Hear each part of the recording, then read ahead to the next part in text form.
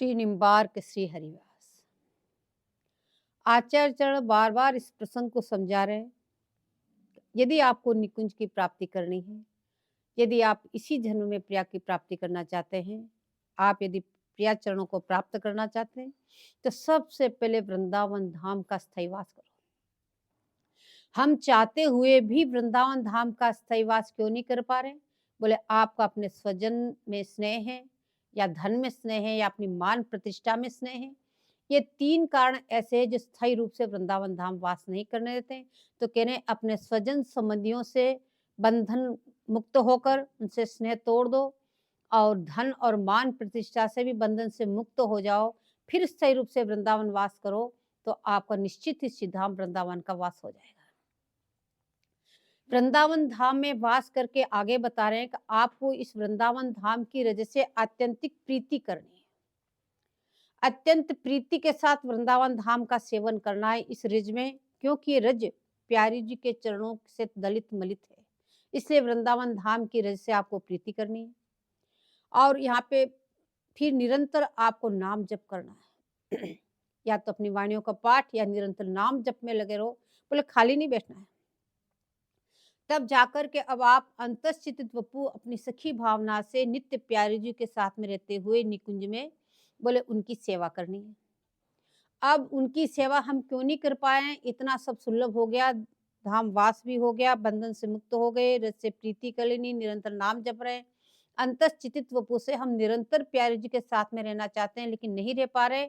उसका कारण उसमें काम बाधा बताया। बोले इसमें उस चीज का आपको परित्याग करना पड़ेगा, फिर उसके बाद में आप निरंतर प्यारे जी के साथ में रह सकते हैं। फिर कह रहे हैं उसके बाद में आपको रसोपासना सेवा का अधिकार मिलेगा। उस रसोपासना सेवा का अधिकार के बाद बोले आपको विरही बन के वृंदावन में जगह जगह श्री युगल किशोर जी को ढूंढना है। लता पताओं से भीख मांगनी है, पक्षियों से, और आपको भीख मांगनी है, खग मृग आदि जितने भी है, बोले हमें प्यारे जी के दर्शन करा दो। विरही बन के उनको ढूंढना है। बोले इतना सब होने पर भी हमें विरह उदय नहीं हो रहा है, तो कह रहे नकल करके इस तरह से उनको ढूंढो। बोले अब आपको निरंतर अपना मन प्रिया चरणों में लगाना है। इससे मन को आप कैसे प्रिया चरणों में लगाओगे? इसलिए इस तरह से आचार्य चरण बता रहे हैं कि बोले निरंतर सत्संग करो। सत्संग करके आप नित्य बोले प्रिया चरणों में अपना मन लगा सकते हैं। बोले सत्संग वृंदावन में तो नित्य मिल जाएगा, बाहर तो नित्य मिलता नहीं। इसके लिए क्या करें? बोले आचार्यों की वाणियों का सहारा लो, निरंतर उनका स्वाध्याय करो, वो ही आपके लिए सत्संग है। बोले निरंतर सत्संग करते हुए मन को प्रिया चरणों में लगाओ। अब कैसे लगाना? बोले उनकी कुंज का चिंतन करो, उनकी शैया का चिंतन करो, उनके लीला विहार का चिंतन करो। अब कह रहे हैं उन दोनों की बतरान का चिंतन करो। वो कैसे बात कर रहे हैं? बोले यदि तुमने इस प्रकार से मन को प्यारी जी की बतरान में नहीं लगाया, उनके चिंतन में नहीं लगाया, तो कह रहे कि बोले आगे फिर अत्यंतिक कष्ट होगा। अगर मन दूसरी जगह भटकता रहा तो फिर आपको अत्यंतिक कष्ट होगा, क्योंकि आपने इतना सब कुछ किया और प्यारे जी के चरण न मिले तो फिर आपका कहीं ठोर न होगा।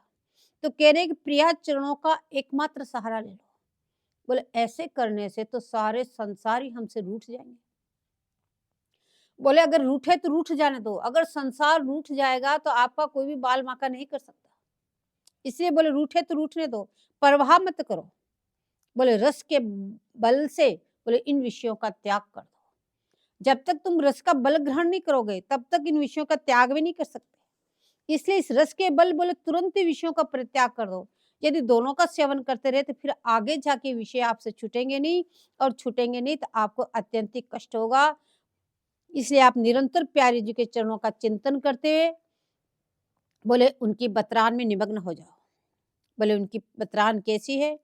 कह रहे सल्लाप मुच्छल दनंग तरंग माला संक्षोभितेन वपुषा ब्रजनागरेण प्रत्यक्षाम क्षरद पार रसामृताब्धिम क्षीराधिके तव कदानुश्रणोयम दुराता। अब आचार्य चरण स्वामी जी से प्रार्थना कर रहे हैं, हे स्वामी जी, आपकी वचन माधुरी सुनते हुए श्री लालजू प्रेम द्रवित नेत्रों से आपकी मुख छवि देख रहे हैं। बोले आपकी वचन माधुरी को सुनते हुए आपकी जो बातों को बोले लाल जी कितने मग्न होकर के सुन रहे हैं, कैसी प्रेम माधुरी से वो उसको सुन रहे हैं और आपकी छवि को देख रहे हैं। और आप भी प्रेम कटाक्ष पात करती भई लाल जी की तरफ देख रही है। बोले चिंतन का माध्यम बता रहे हैं। बोले प्यारी जी बात कर रही है। बोले लाल जी कैसे प्रेम में डूब के उनके प्यारे जी के मुखारविंद का दर्शन कर रहे हैं। और स्वामी से कह रहे हैं, हे स्वामी जी आप भी प्रेम का कटाक्ष करते हुए कैसे लाल को निहार रही हैं? बोले यह बात अधिक की मादकता है। बोले इसी मादकता में डूबो।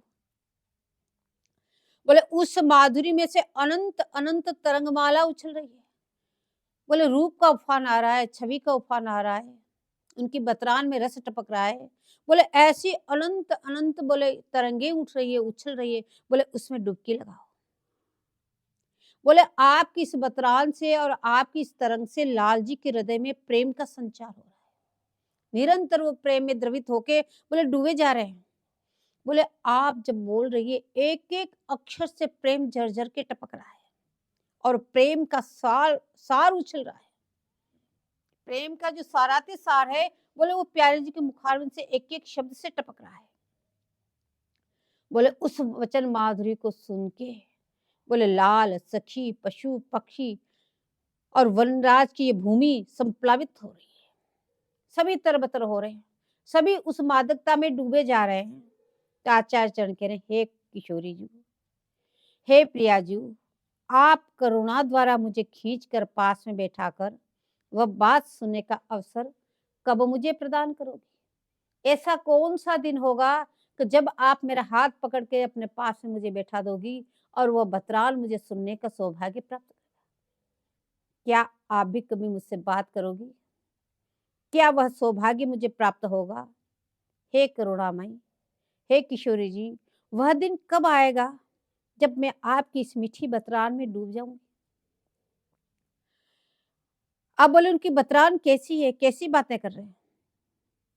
तो दो मिली करत भावती बतिया मदन गोपाल कुंवरी राधे के नखमणि अंक लिखत उर छतिया तेसी छिटकी रही उजियारी पूर्ण चंद्र शरद की रतिया केली रूपिणी यमुना भट वृंदावन फूल्यो बहुभतिया। बोले किस प्रकार से बात कर रहे हैं उस बतरान में उलझो। आचार्य चंद कह रहे हैं चांदनी की रात है और बाहर खुले आंगन में उस चांदनी में दोनों विराजमान हो गए, दोनों बैठे हैं। बोले कैसे बात कर रहे हैं? कह रहे भावती बतिया, एक दूसरे को अच्छी लगने वाली, मन को सुहावने लगी, मन भावती बात कर रहे हैं। बोले भावती बात कैसी है? बोले चांदनी की रात में दोनों यमुना किनारे खुली बालिका में विराजमान है, यमुना तट पे विराजमान है और प्रिया जी के नेत्र में अपनी छवि देख के लालजू बोले। अब भावती बच्चियां कह रहे मन भावती, दोनों को अच्छी लगने वाली, मन को सुहाने लगी, मन को सबसे अच्छी लगने वाली को भावती कहते हैं, मन भावती। बोले वो कौन सी बात है जो दोनों मन भावती बात कर रहे हैं? तो कह रहे यमुना किनारे चांदनी रात में दोनों विराजमान है और दोनों मन भावती बतियां कर रहे हैं। तो क्या देखा लाल जी ने? प्रिया जी के नेत्रों में अपनी छवि देखी, अपना प्रतिबिंब देखा लाल जी ने कि कितना मेरी छवि प्यारी जी के नेत्रों में बसी हुई है। तो लाल जी प्यारी जी से बात कर रहे हैं। क्या बात कर रहे हैं? कि प्यारी जी जैसे तेरी आँखिन में हो आपन को देखत हो, ऐसे तुम देखत हो कीधो नाई। हो तो सो कहो प्यारे, आँखि मूंदी रहो तो लाल निकसी कहाँ जाए। मोह को निकसवे को ठोर बताओ, साची कहो बलि जाऊं लागो पाही। श्री हरिदास के स्वामी श्यामा तुम ही देखो चाहत और सुख लागत काहे। बोले ये इन दोनों की मनभावती बतिया है। क्या देख रहे बता रहे हैं? बोले लाल जी पूछ रहे स्वामी जी किसी से, हे स्वामी जी जैसे आपके नेत्रों में मैं अपनी मूर्ति देखता हूँ, मैं आपकी छवि को निहार रहा हूँ, लेकिन जब आपके नेत्रों में देखता हूँ तो मेरी छवि विराजमान है। तो स्वामी जी बताओ, तो आप भी ऐसे मेरे नेत्रों में आप देखती हो कि नहीं? सही से बताओ। तो प्यारी जी तो चतुरों की शिरोमणि, यद्यपि भोरी फिर भी चतुरों की शिरोमणि है। सीधा उत्तर न देके घुमा के उत्तर दिया, प्यारी जी बोली कि यदि मैं आँख मूंद लूँ तो आप निकल कर कैसे जाओगे? यदि आप मेरे नेत्रों में ही विराजमान हैं, यदि मैं आँख बंद कर लूँ तो आप बाहर निकल के कैसे जाओगे? तो लाल जी बोले कि इस त्रिलोकी में आपको छोड़ मुझे कहीं ठौर नहीं। कहाँ जाऊँगा हे स्वामी जी? आपको छोड़कर मेरी और जगह ही कहाँ है? तो मैं कहाँ जाऊँगा? बोले मैं तो रात्रि दिन आपका मुख कमल देखा करूँ और तो मुझे कुछ भी नहीं चाहिए। मैं तो एकमात्र इसी लालसा से लालायित हूँ, निरंतर आपकी मुख माधुरी का पान करता रहूँ, पान करता रहूँ। तो आचार्य जी कह रहे हैं कि बोले साधक भी इस माधुरी का चिंतन करते रहो। बोले तुम ये चिंतन करो कि प्यारी लाल यमुना किनारे चांदनी रात में विराजमान है और मनभावती बत्तियां कर रहे हैं। कैसे लाल जी बोल रहे हैं, कैसे प्यारी जी बोल रहे हैं, बोले उसमें तुम अपना मन डुबाओ। बोले एक तो शरद राका, शरद चंद्रमा की रात्रि और लावण्यामृत वार्ता, कैसी मीठी मीठी दोनों आपस में बात कर रहे हैं। इनकी सुंदरता कैसी छप फब रही है और ये सब वनराज को तराबोर कर रही है। इनकी जो वार्ता है पूरे वन विभाग को बोले रस में डुबा रही है। दूसरे शरद राका से तुम्हारे हृदय से अंधकार को दूर कर रही है। अब शरद राका से बोले क्यों कह रहे, बोले तुम्हारे हृदय में जो अंधकार है उस छवि का चिंतन करो, अंधकार दूर हो जाएगा। एक तो श्री धाम का प्रकाश, फिर चांदनी रात का प्रकाश, फिर प्यारी और प्यारे दोनों बात कर रहे, दोनों दंत पंक्ति का प्रकाश, उनके मंगल विग्रह का प्रकाश। बोले इतने प्रकाश का तुम चिंतन करोगे तो भी तुम्हारे हृदय में अंधेरा रह जाएगा क्या? फिर तो प्रकाशित होना ही चाहिए। यह अनंत पूर्ण चंद्रिका पूर्ण मुख चंद्र की छटा है, जहाँ से समस्त वन को प्रकाशित कर रही है। बोले जब तक कोई चुपचाप बैठा हो तब तक उसका पता क्या चले कौन कैसा है। बोले किसी के गुण तो उनकी बातों से ही पता चलता है। आपस में बताए तो उसको पता चलेगा इसमें क्या गुण है, इसमें क्या गुण है। बिना गुण बातों से गुण का प्रकाश नहीं होता। और रूप राका चंद्र सन से प्रकाश हो रहा है, तो शरद चांदनी की तरह उनका रूप खिला हुआ है। और स्थान कौन सा, बोले मंजू कुंज में, यमुना किनारे बड़ी सुंदर कुंज और उसमें खुली आंगन के कुंज के वहां पे विराजमान है। बोले इनका स्वभाव कैसा है इन दोनों का, तो कह रहे इनका स्वभाव तो देखो, बोले साध्य और साधन कथा को तुच्छ करके दासोत प्रदान प्रदान करती है। बोले ऐसी स्वामी जी जो साध्य साधन को तुच्छ कर दिया, बोले इनको कुछ करने की जरूरत नहीं और अपना दासोत्सव प्रदान कर दिया तुमको। बोले ऐसी कृपालु दयालु।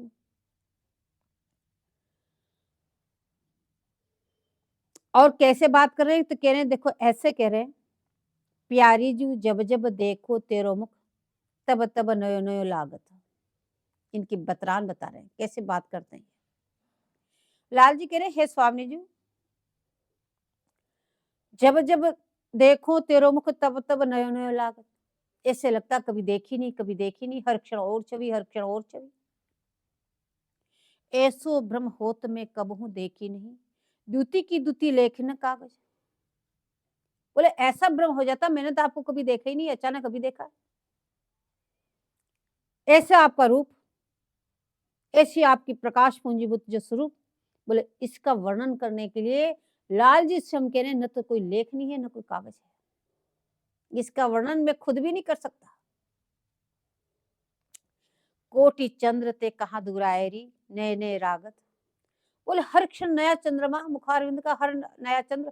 बोले कितने एक चंद्रमा छिपा रखे, कितने एक हैं ये, जब देखो तब नया, जब देखो तब नया, जब देखो तब नया। तो श्री हरिदास के स्वामी श्यामा कहत काम की शांति न हो, त्रिपति रहो निशि दिन जागत। जब स्वामी जी लाल जी के साथ विराजमान है और बता रही है, आपको ये सारी चीज क्यों बता रहे हैं आचार्य चरण का, आपको अपना मन बोले इस बतरान में डुबाना है। क्योंकि जब तक प्यारे जी की कभी आप कुंज का चिंतन करेंगे, कभी धाम का चिंतन करेंगे, कभी शैया का चिंतन करेंगे, कभी प्यारीलाल का चिंतन करेंगे, कभी उनके चरणों का चिंतन करेंगे, लेकिन कितनी की देर। कभी आप अपनी पूरी अष्टकालीन सेवा करेंगे, लेकिन कह रहे कहा तो निरंतर साथ में रहना है। बोले निरंतर साथ में रहने के लिए तो यहाँ कह रहे उनकी बतरान में मन लगाओ, उनकी लीला में मन लगाओ कि वो ऐसे दोनों बात कर रहे हैं, उस बात में तुम भी डूबो। बोले स्वामी जी बतरा बात करते करते कुंज यमुना पुलिन कुंज में विराजमान है शैया पे लाल जी के साथ। तो कभी इधर झुक करके बोलती है, कभी इधर झुक करके बोलती है, तो हर एक क्षण नई-नई छटा का उफान आ रहा है। लाल जी कहते हैं कि इतनी छटा स्वामी जी आपने कहाँ से छिपा रखी? कहते मुझे तो भ्रम हो गया, मैंने तो कभी आपको देखा ही नहीं, आज पहली बार देख रहा हूँ।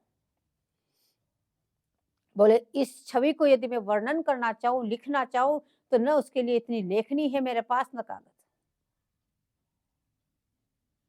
तो ये सुन प्यारी जी ने एक मुख ढांक लिया। स्वामी जी ने बात अपनी इतनी प्रशंसा सुनी लाल जी के मुखारबिंद से, तो अपनी ओढ़नी से थोड़ा सा मुंह ढक लिया। तो लाल जी बोले कि कोटि चंद्र की छटा छिपाने से क्या छिप सकती है?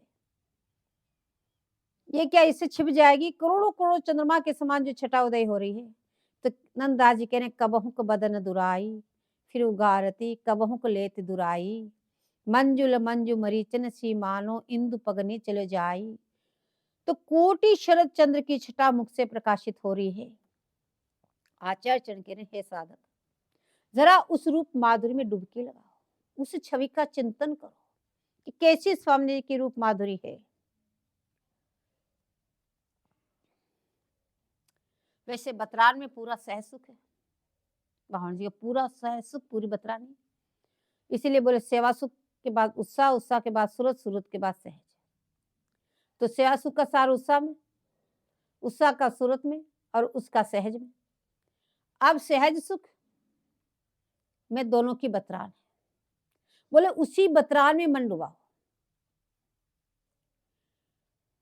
राकानेक विचित्र चंद्र उदित प्रेमामृत ज्योतिवाम, विचिभिः परिपूरयेद गणित ब्रह्मांड कोटिम यदि, वृंदारण्य निकुंज सिमनी तदाभास परम लक्ष्य से, भावे नेव यदा तदेव तुलये राधे तव मुखम। बोले अनेक शरद चंद्र उदय हो, उनमें प्रेमामृत किरणें हो जिसमें विश्व को भर दे, फिर भी अनंत चंद्र आपके मुख पर न्योछावर करने में मुझे लज्जा आती है। आचार्य चरण वर्णन करें स्वामी जी के मुखारविंद की शोभा कैसी है। बोले अनेक शरद पूर्णिमा के चंद्रमा एक साथ उदय हो जाए, अनेक जिनकी गिनती नहीं हो, संख्या नहीं बताई, यहाँ कह रहे अनेक शरद चंद्र एक साथ उदय हो जाए और उनमें जो किरणें हैं शरद चंद्र की, वो प्रेमामृत की किरणें हो, और वो इतना हो कि पूरे संसार को उसे प्लावित कर दे, ऐसे अनंत अनंत चंद्रमा। बोले फिर भी उन अनंत चंद्रमा को आपके मुखारविंद पर न्योछावर करने में भी मुझे लज्जा आती है। बोले उसको वार के भी नहीं फेंक सकते हैं, कि वो इतने तुच्छ हैं, तो आपके मुखारविंद पे तो उनको वार के भी नहीं फेंक सकते। या कोटि कोटि चंद्र मानो आपके मुख से प्रकट हो रहे हैं। बोले हर क्षण नई छवि, हर क्षण नई छवि। कोटिंदु छवि हासिनी नव सुधा संभार संभाषिणी, वक्षोज द्वितीयेन हेम कलश श्री गर्भ निवासिनी, चित्रग्राम निवासिनी नव नव प्रेमोत्सव लासिनी, वृंदारण्य विलासिनी किमुर हो भूयाब्द्र दुलासिनी। बोले नेक मुस्काती जब बतरान करते करते, बोले मुस्कान केवल अधर पल्लव ने खिलते हैं, दंत पंक्ति के दर्शन होते हैं लेकिन उसमें आवाज नहीं होती। तो क्या ऐसे नेक मंद मुस्कुराती है तो कोटि कोटि छवि विकसित हो जाती है, बोले सब लुंठित हो जाते हैं। और नेक बोल ले, बोले भाषा से नव सुधा का संचार होता है, नव सुधा के समूह उदय हो रहे हैं। बोले स्वर्ण कलश को गर्व के चूर्ण करने वाला आपका हृदय कमल है, बरसा में नए में निवास करने वाली है, वृंदावन में विलास करने वाली है। ऐसे वृंदावन विलास रूपिणी, बोले ऐसी गृहिणी किसकी, निकुंज मंदिर की अधिष्ठात्री। बोले छोटी अवस्था में प्रकट प्रकाश की बात करते हैं, जब छोटी अवस्था में स्वामी जी थी तो कितना रूप का विकास हो रहा था। कह रहे जब वह गुड़िया खेलती डोलती तो उसको देख करके वंशी अली जी महाराज बोले से राधा कीर्ति, बोले राधे कीर्ति के मंदिर में गुड़िया खेलती डोले, नव नव प्रेम का उल्लास करने वाली, बरसाने की प्रत्येक वस्तु में नव नव प्रेम का उल्लास करने के लिए वहां गई। बोले जहां जहां भी ब्रजमंडल में गई स्वामी जी, बोले वहां वहां प्रेम का उल्लास भरने के लिए गई। ब्रज वृंदावन में सब जगह स्वामी जी गए। तो बरसाने की प्रत्येक वस्तु में नव नव प्रेम का उल्लास भरने के लिए वहां पधारी आप। और रस समूह विलसन विहार तो केवल वृंदावन में ही है। जो आपका रस विहार है ये तो एकमात्र वृंदावन में ही है। बोले वह प्रिया मेरे हृदय को एकांत सुख की दाता है। और ऐसी जो प्रिया है वो केवल एकमात्र वृंदावन धाम में विहार करती है। बोले ब्रज वृंदावन में गई आप, लेकिन वहां पे रस प्लावित करने के लिए गई, लेकिन रस विहार का केंद्र श्री वृंदावन धाम ही है। और वह प्रिया मेरे हृदय को एकांत को सुख प्रदान करती है। बोले एकांत में बैठ के चुपचाप भजन करोगे तब ही आपको उस सुख की अनुभूति होगी। बोले मेरा हृदय इन्हीं सुखों से विभूषित प्रिया की स्वरूपा के चरणों में रहता है। आचार्य चरण कह रहे मेरा हृदय तो इन गुणों से विभूषित जो प्यारी जी है, बोले उन प्यारी जी के चरणों में मेरा हृदय निरंतर रहता है। बोले प्यारी जी में से कौन कौन से गुण है? या पहले बता रहे कोटिंदु छवि हासिनी, दूसरा बता रहे लावण्यामृत, जो वदन से कोटि कोटि चंद्रमा उदय हो रहे हैं, यानी करोड़ों करोड़ों चंद्रमा एक साथ उदय हो गए हो। बोले ये तो उपमा भी नहीं लगा सकते, ऐसी सुंदर छवि से युक्त बोले हमारी स्वामी जी। और जो बतरान से सबको तरबतर कर रही है, सबको उसी रस में डुबा रही है। लाल जी को, सखियों को, वन विभाग को, लताओं को, पताओं को, पशुओं को, पक्षियों को, बोले सब उस बतरान में डूबे जा रहे हैं, बहते जा रहे हैं। और ऐसी स्वामी जी, बोले जरा सोचो, ऐसी स्वामी जी ने आपको दासोत्सव प्रदान किया है, आपको अपनी दासी माना है। जरा सोचो, परंतु तुम क्या करते हो? जो दासी धर्म का निर्वाह है, क्या उसका करते हो तुम? तुम्हारा मन जो इधर उधर भटकता है, बोले यही दुर्भाग्य है। बोले ऐसी स्वामी जी का दासोत्व मिलने पे अब आचार्य चरण कह रहे प्यारी जी का पता बता रहे हैं कि देखो साधक, ये तुम्हारी स्वामी जी है, उपयुक्त जो गुण बताए बतरान में, उनके मृदु हासन में, बोले जो गुण बताए, जो इतने कोटि कोटि चंद्रमाओं को तुच्छ करने वाली जो उपमा बताई, बोले ये आपको स्वामी जी का परिचय बताया आचार्य चरणों ने कि देखो तुम्हारी स्वामी जी ऐसी है। और वो स्वामी जी ने तुम्हारे हृदय को उल्लास करने वाली है, इन्हीं ने तुमको दासोत्व दिया। बोले वो वृंदावन धाम में नित्य विहार करने वाली स्वामी जी, बोले ब्रज वृंदावन में जाके सबको रस से प्लावित किया, सब में रस का संचार किया। बोले वो ही स्वामी जी तुम्हारे ही हृदय को रस से प्लावित करके तुमको अपना रस दासोत्सव प्रदान किया है। अब तुम क्या कर रहे हो? बोले इसमें जरा ध्यान दो, तुम अपने मन को अब इनसे इधर उधर बाहर मत जाने दो, निरंतर इनमें अपना मन लगाए रखो। कभी कुंजिन का चिंतन करो, कभी शैया का चिंतन करो, कभी धाम का चिंतन करो, कभी लता पताओं का चिंतन करो, कभी यमुना जी का चिंतन करो, कभी उनकी अष्टकालीन सेवा में लगे रहो और उनके विवाह आदि उत्सव में लगे रहो, और नहीं तो अंत में उनकी बतरान में डूब जाओ कि दोनों बातें कर रहे और तुम उनको खड़े खड़े सुन रहे हो। बोले इसमें तो कोई मुश्किल नहीं, केवल चिंतन करने के लिए कह रहे हैं। आपको न तो कोई खर्चा है, न कोई शारीरिक मेहनत है, केवल मन वहां लगा के आपको बोले चिंतन करना है। बोले इस प्रकार से करोगे, बोले निश्चित रूप से प्यारी जी आपको मिल जाएगी, इसमें कोई दो राय नहीं। तो कह रहे हैं ऐसे उल्लास करने वाली स्वामी जी ने तुम्हारे हृदय को उल्लासित करके उसमें दासोत्सव प्रदान कर दिया, तुमको अपनी दासी बना ली। अब तुम इनकी छटा में तन मन डुबाओ। अब तुम्हारा एक ही कार्य रह गया, बोले इनके तन, अब तुम्हारा तन और मन दोनों इनकी छवि छटा में डुबाओ, इसमें निमग्न रहो। बोले जिस समय स्वामी जी मुझसे बात निकलती है, सुन करके लाल जी बोले बहर निकलते हैं, डूबते नहीं, बहते तो हैं लेकिन पुनः निकल लेते हैं, उसमें डूबते नहीं। लेकिन लता पत्ता वन विभाग सब बह जाते हैं, स्थगित हो जाते हैं जैसे मूर्ति हो। जो प्रेम रस माधुरी वार्ता से उदय हुई, उसमें वृंदावन सीमा की समस्त डुबाकर ब्रज भूमि को डुबाते हुए वैकुंठ गोलोक आदि को आप्लावित करके यत्र तत्र भगवत सत्ता है सबको डुबा दिया। बोले जहां पे भी भगवत सत्ता है, बोले वहां तक स्वामी जी ने अपने बतरान में सबको डुबा दिया। बोले वो उसकी कांति वहां से आगे, उसकी कांति वहां से आगे, उसकी कांति वहां से आगे, बोले सबको डुबा दिया।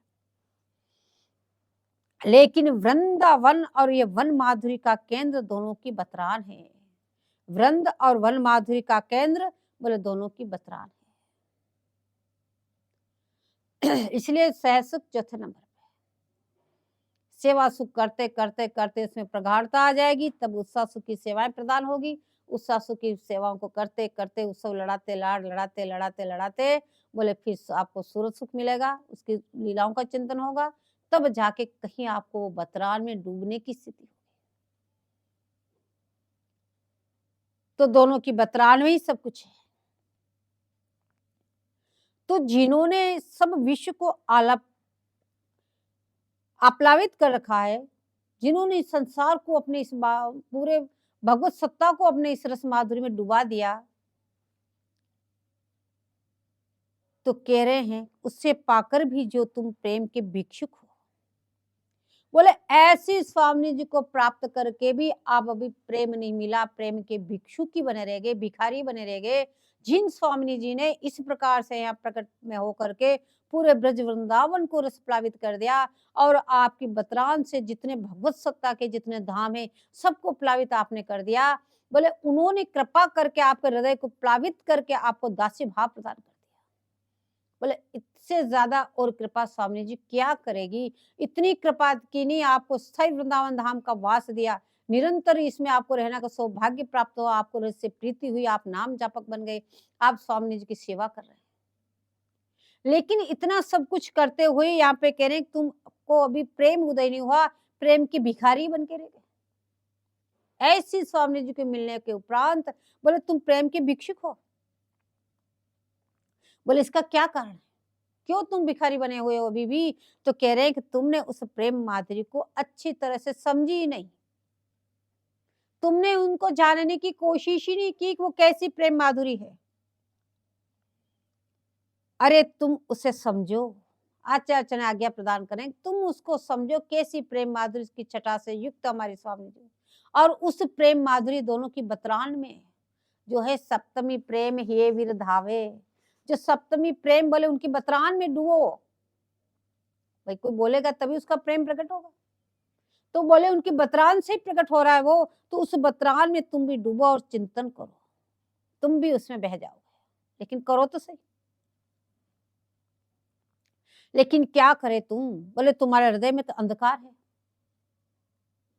आंख बंद करके बैठो तो अंधकार दिखता है, और बंद आंखों को खोले तो सामने संसार दिखता है, जगत दिखता है। स्थिति तो ये बने। तो इसका कारण क्या है, इतना सब कुछ आपको प्राप्त हो गया, धाम की रज मिल गई, आपको दासी भाव मिल गया, उनकी सेवा का आपको अष्टकालीन सेवा आपको मिल गई, ब्यावला उत्सव आदि की आपको सेवा समझा दी गई, निरंतर वहां चिंतन के लिए कह रहे हैं आचार्य चरण, विरह बन के ढूंढने के लिए कह रहे हैं, अब उनके बतरान में उलझने के लिए कह रहे हैं। एक सीढ़ी दर सीढ़ी आपको समझाते आ रहे हैं, पहले ऐसा करो, फिर ऐसा करो, फिर ऐसा करो, फिर ऐसा करो, और अब समझाया कि आप उनकी बतरान में डूब जाओ। बोले कहने फिर भी आपके हृदय में अंधकार है, आपको कुछ दिखाई नहीं देता, आंख बंद करो तो अंधेरा दिखता है, खोलो तो संसार दिखता है। बोले इसका कारण क्या है, तुमने अच्छी तरह स्वामी जी के स्वरूप को समझा ही नहीं। अरे नहीं तो साधारण दशा में तुम्हें वही माधुरी दिखती, अगर तुम समझ जाते और वहां निरंतर चित्त लगा देते तो वो ऊंची बोले सिद्ध साधकों की बात छोड़ो, और तुम्हें सिद्धों की बात छोड़ो, तुम तो इसी साधारण अवस्था में ही स्वामी जी के दर्शन हो जाते हैं। लेकिन इस तक पहुंचो तो सही। कोटि कोटि चंद्र को प्रकाश करने वाली, बोले जिनके मंगल विग्रह का इतना प्रकाश, जिनके एक चरण नखमणि का इतना प्रकाश, जो करोड़ों करोड़ों चंद्रमा को तुच्छ कर दे, लज्जित कर दे, ऐसे मुख चंद्र की छटा यदि आप अपने हृदय में लाओगे तो क्या वहां अंधेरा रहेगा? क्या वहां अंधकार दिखेगा? तुम्हारे मन में अंधकार रह सकता है यदि उनका चिंतन करोगे, लेकिन ये अंधकार क्यों है? बोले तुम उनका चिंतन नहीं करते, उनका ध्यान नहीं लगाते। उस छवि का, उस प्रकाश पुंजीभूत मंगल विग्रह के दोनों की बतरान को अपने हृदय में धारण नहीं करते हैं। इसलिए आंख बंद करो तो तुम्हें अंधकार दिखाई दे रहा है, खोलो तो ये संसार दिखाई दे रहा है। बोले प्यारे जी की मुखारविंद को छोड़ो। यदि तुम जिस कुंज में स्वामी जी विराजमान है या वृंदावन की किसी भी कुंज का यदि तुम ध्यान कर सको तो तुम्हारा अंधकार दूर हो जाएगा। क्योंकि एक एक मणि से, वृंदावन की एक एक लता पता से कितना प्रकाश निकल रहा है, करोड़ों करोड़ों सूर्य और चंद्रमा को तुच्छ कर देने वाला। बोले ऐसे प्रकाश का चिंतन करने के बाद क्या तुम्हारे हृदय में अंधकार रह जाएगा? तुम्हें अंधकार, अंधेरा दिखेगा? बोले ऐसा हो ही नहीं सकता। या जब तक तुम्हें अंधेरा दिखाई दे रहा है, बोले तब तक तुम उस चीज का बोले चिंतन नहीं कर रहे हो। बोले जिसे तुम साध्य साधन से प्राप्त नहीं कर सकते। बोले ये वस्तु कोई ऐसी नहीं साधन जिसको न किसी साध्य से न किसी साधना से तुम प्राप्त कर सकते हो। तो केवल ये कृपा से प्राप्त होती है। तो कृपा के लिए कह रहे प्रिया चरण हृदय में लाओ, अवश्य शीतल हो जाओगे। जैसे गर्मी से तपा हुआ नदी के किनारे जाकर शीतल हो जाता है, बोले ऐसे तुम इस संसार सागर से तपे हुए हो और प्रिया चरणों के अपने हृदय में लाओ, चिंतन करो, बोले निश्चित शीतल हो जाओगे, शांत हो जाओगे। जब तुम ऐसा चिंतन करोगे फिर तुम्हें सुख दुख, कोई कितना मान करे, कोई सम्मान करे, कोई कितना अपमान करे, कोई कितनी आपको दुर्वचन सुनाए, बोले आप पे कोई फर्क नहीं पड़ेगा, क्योंकि आप शीतल हो चुके हैं। यदि प्रिया ऐसी न होती तो तुम्हें संसार में दुख पाना उचित था। यदि प्यारी जी का गुण रूप स्वभाव ऐसा न होता, तुम्हें नहीं मिलता, तो तुम संसार में धक्के खा रहे हो, दुख पा रहे हो, तो उचित था चलो, तुम्हारे पास कोई सहारा नहीं, तुम क्या कर सकते हो, दुख पाओ। लेकिन ऐसी प्रिया मिलने के उपरांत तुम संसार में दुख पाते हो। बोले ऐसी प्रिया न होती तो तुम्हें संसार में दुख पाना उचित था, लेकिन ऐसी प्रिया मिलने पे बोले तुम उनका निरंतर चिंतन करो। वृंदावन राज राजेश्वरी के पाद पद्म से तुम्हारा संबंध है, इस गौरव को भूलो मत। बोले सारे संसारियों से संबंध त्याग करके तुम्हारा संबंध किससे जोड़ा है? कि श्री वृंदावन राज राजेश्वरी से तुम्हारा संबंध हुआ है। बोले इस बात को हमेशा भूलो मत कि तुम अब किसकी संतान हो, तुम अब शेरों के बच्चे हो। अब तुम्हें किसी प्रकार से न भय खाने की आवश्यकता, न किसी प्रकार से तुम्हें किसी प्रकार से बंधन में रहने की आवश्यकता, क्योंकि तुम्हारा संबंध बोले राज राजेश्वरी के चरण कमलों से संबंध हो चुका है।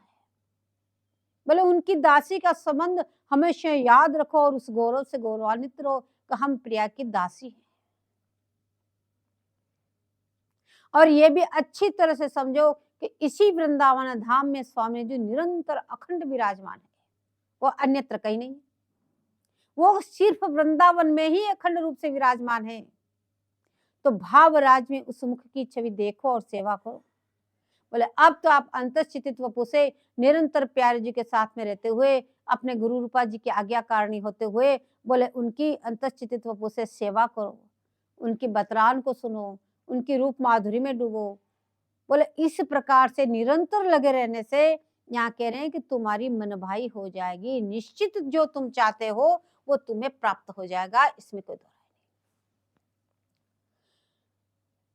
बोले यन्न पादाम्बुरुहेक रेणु कणिकाम मूर्धना निधान्तु नहीं, प्रायुर ब्रह्म शिवादयो दिकृतिम गोप्येक भावाशया, सापि प्रेम सुचारु सांबुधि निधि, राधापि साधारणी भूता काल गति क्रमेण वलिना, हे देव तुभ्यम नमः।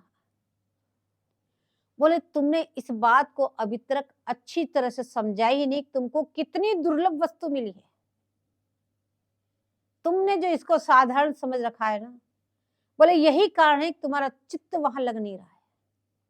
बोले जरा सोचो, जिस देश का रजकन सिर पर धारण करने को ब्रह्मा शिवादि को न मिला, बोले निरंतर ध्यान में लाने के लिए इस वृंदावन धाम की रज कण उनको न मिली। बोले इस रज की प्राप्ति के लिए गोपी बने। तो क्या हुआ? बोले रास में प्रिया जी के दर्शन करके मूर्छित हो गए। तो प्रिया जी जब निकुंज में पधारी तो होश वास हुआ। बोले ऐसी तुम्हारी स्वामी जी। जब वो सब देखा तब उन्होंने सबने ब्रह्मा आदि ने बोले प्रभु से प्रार्थना की, अब तो दूसरे जन्म में हमें ब्रज की लता पताई बना देना। भाई उनका भी जब पुण्य क्षीण होगा तब वो पुनः जन्म लेंगे। तो उन्होंने विनती की, अब जब इन चीजों से हमारा छुटकारा हो जाए तब हमें भी इस ब्रज की लता पता बना देना है, हे प्रभु।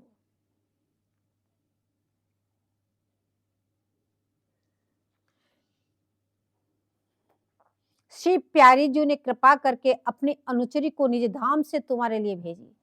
अब देखो प्यारी जी ने और कितनी बड़ी कृपा की नहीं तुम पे। पहले ही बताया है तुम पे देखो कितनी बड़ी बड़ी कृपा कर रही है स्वामी जी। सबसे पहले तो तुम्हें मानुष दे ही दिया, फिर ऐसे रसिकाचार्यों से तुमको गुरु बनाए, फिर वृंदावन धाम मिला, रज मिली, ऐसी रसोपासना तुम्हें मिली और उनका दासी भाव तुम्हें मिला। बोले ये सब कैसे मिला हमको? हम तो एक साधारण जीव थे, न इसके योग्य थे, न कुछ जानते थे। ये सारी चीजें हमें कैसे मिली? बोले प्यारी जी ने आत्यंतिक कृपा की तो अपनी निज सचरी को यहाँ भेजा। बोले जाओ तुम जगत में और जीवों का कल्याण करो, उनको इस रस का आभास दो और उनके अनुगत बना के बोले यहाँ जीवों को मेरे सन्मुख कर दो। कभी रंगदेव जी को भेज दिए रंग सिंबार भगवान के रूप में, कभी ललिता जी को भेज दिए श्री हरिदास जी महाराज के रूप में, कभी हितू जी को भेज दिए श्री बड़देवाचार्य जी के रूप में, कभी हरिप्रिया जी को भेजती है श्री हरिव्यासाचार्य जी के रूप में। ऐसी अपनी नित्य नित्य नई नई सखियों को भेजती रहती है, केवल तुम पे दया करके, तुम पे कृपा, एकमात्र तुम पे दया करके कृपा करके तुमको ये सब समय समय पे सखियां भेजती रहती है और आज्ञा करती है उनको कि जीवों को सन्मुख करो। तो वो सखियां भी बड़ी दयालु है, करुणामयी है। जब स्वामी जी उनको आज्ञा प्रदान की तो सखियां बोली कि मैं आपने गुण सुनाकर उन्हें शरणागति में तो ले आऊंगी। बोले आप मुझको भेज रही? बोले ठीक है, तो आपके रूप गुण माधुर्य को सुना के मैं उनको शरणागति तो प्रदान कर दूंगी, इसमें कोई दो है, शरणागति तो सहज में हो जाएगी। पर आप उनके साध्य साधन की तरफ मत देखना।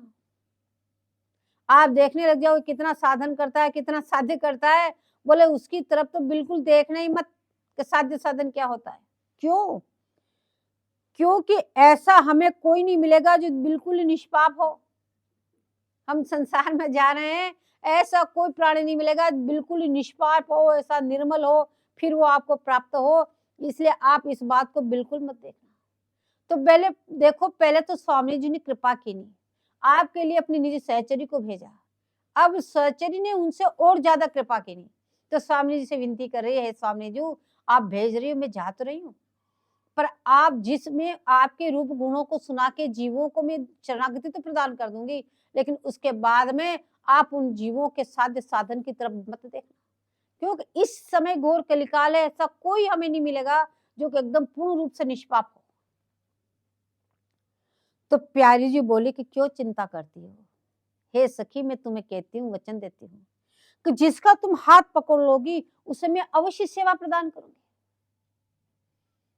जिसको तुमने शरणागति प्रदान कर दी, बोले उसको निश्चित रूप से मैं मेरी सेवा प्रदान करूंगी, चाहे वो कैसे ही पापी क्यों न हो। बस अनुगत्य होना चाहिए आचार्य चरणों का। इसलिए आचार्य जी ने आज्ञा प्रदान करें कि सर्वस्व त्याग कर शरणागति लो। शरणागति का अर्थ जो इतना समझाया, बोले वास्तविक शरणागति होनी चाहिए।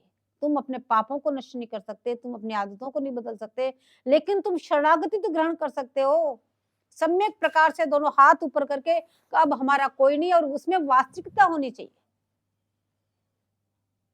ऐसा नहीं स्वजन संबंधी हमारे, पैसे पैसे हमारे, बाकी सब कुछ स्वामी जी का, ऐसा नहीं होना चाहिए। बोले सर्वस्व तुम्हारा, सब कुछ आपके। बोले ऐसी शरणागति ग्रहण कर लो। बोले किस प्रकार से शरणागति ग्रहण करनी है, आचार्य चरण बार बार से बता रहे हैं।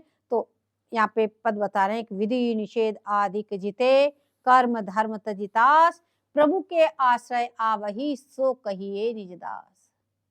जो को प्रभु के आश्रय आवे, सो अन्याश्रय सब छिटकावे। विधि निषेध के जे जे धर्म, तिनको त्यागी रहे निष्कर्म।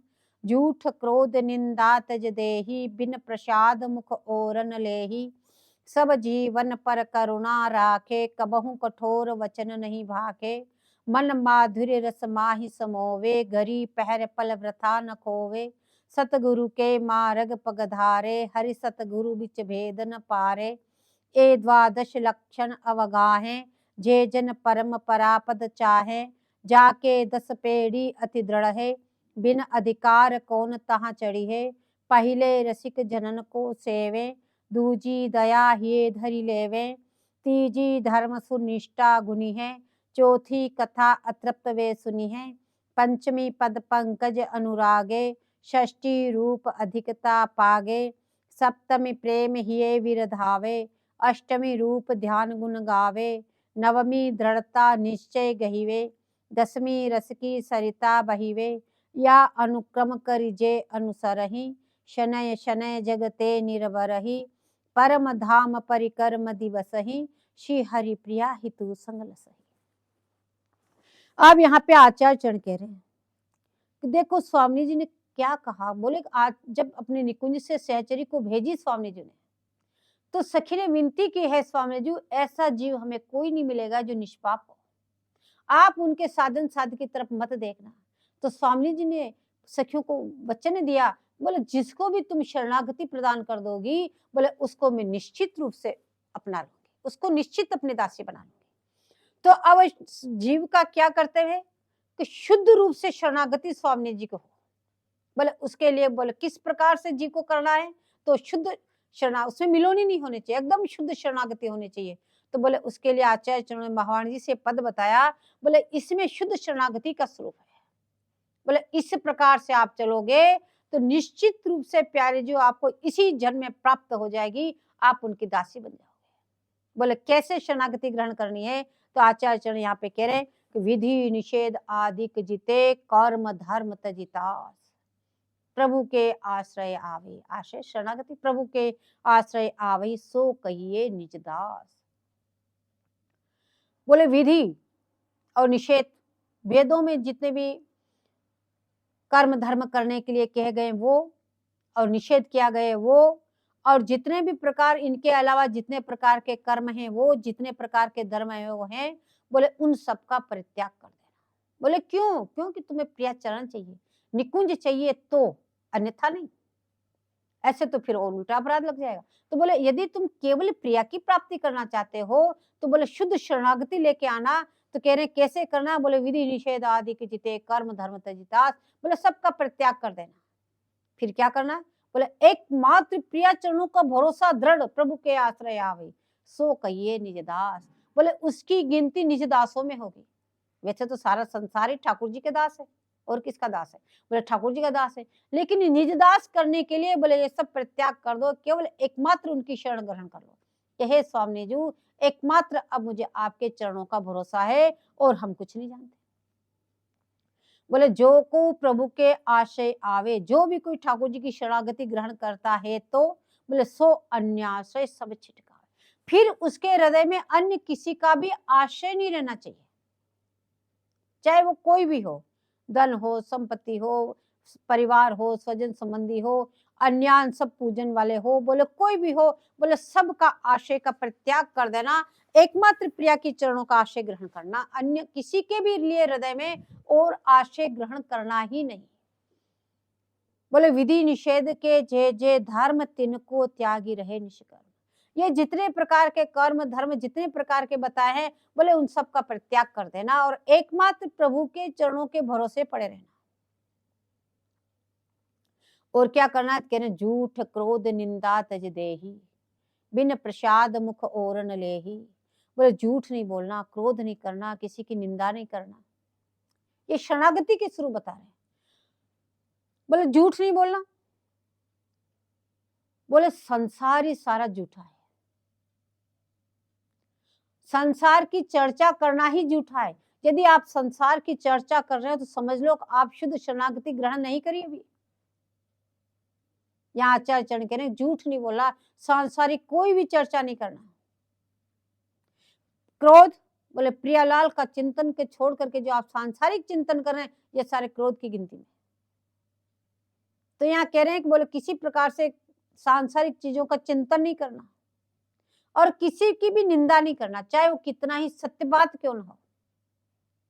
बोले किसी की भी निंदा न करना और अनर्पित, बोले कभी प्रसाद को ही ग्रहण करना, अनर्पित भोजन को नहीं खाना। बोले बिन प्रसाद मुख ओरण ले ही।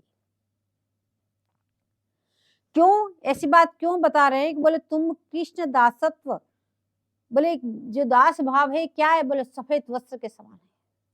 तुम्हें प्यारे जी को दासी भाव बना दिया, अब तुम कोरे कागज हो गए, एकदम सफेद वस्त्र। और ये आचार्य चरण क्या, ये रंगरेज है।